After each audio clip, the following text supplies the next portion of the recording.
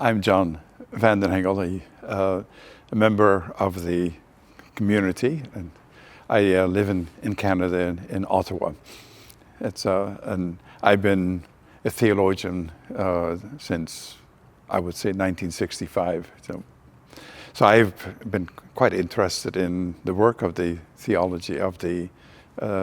Pretty Sacred Heart, and certainly of our congregation, and I'm therefore a member of the International Theological Commission, and I am the coordinator of the North American contingent, which is basically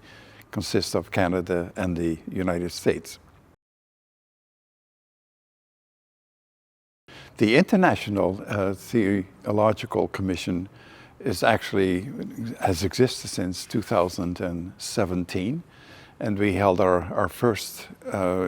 general meeting in Jakarta in Indonesia. The task of the International Theological Commission is truly to reflect on our charism as Dehonians, and to allow us to find a language that can express it for this time. There are challenges because I think we have realized that at this moment there are certain changes are taking place, not only in our congregation but in the world as a whole, and therefore the task to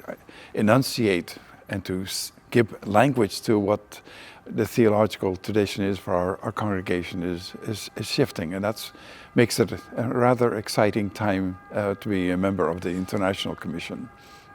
The challenges of the Commission, certainly since the congregation has spread into a number of cultural areas, is to allow us to express the charism, what we are about, what our spirituality is about, not only in the language of Europe, where it originated, but also in the language of Asia and Africa and South America. That is truly a challenge. And a second challenge that I would say is that we, also as a Theological Commission, have begun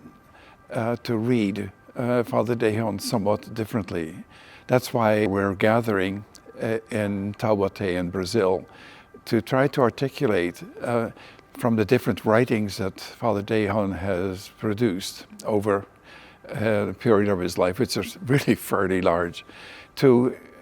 find a contemporary expression of what that charism might be. So we have taken it upon ourselves to turn to the writings of Dehon and begin a new reading of it for this time, and to see whether or not how we might understand these texts in the 21st century. It's quite a challenge and a quite interesting task to undertake. I had been interested in a period of time in the notion of pure love in the writings of Father Dehon. I had understood it in a certain way, and actually I thought it had something to do with how in his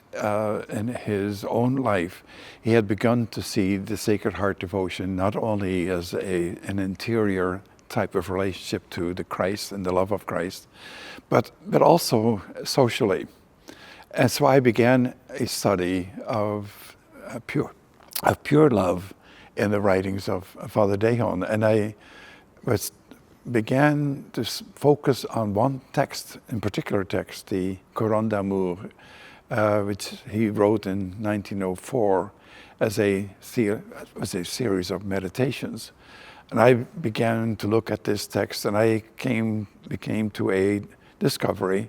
that I had not really understood Father Dehon's notion of the Sacred Heart until I began to analyze this text. And for me, I came to realize what Father Dehon had done in his own way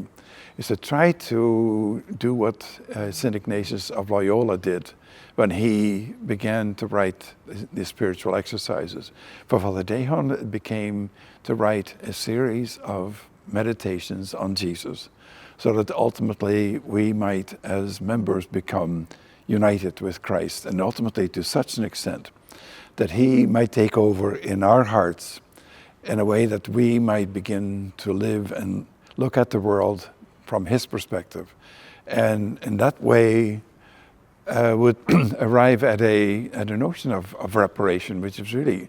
quite unique, in the sense that what he wanted is ultimately that the world be changed by the transformation that takes place in us, so that we become more the Sacred Heart, and because of it, we would transform and create a different world. I think Father Leon is still a lot to say to our time,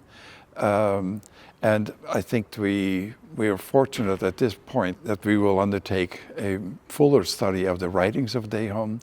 at a theological seminar that will be held in Taubaté, and we hope that maybe because of it we will have a fuller vision, and maybe also a vision that would allow us to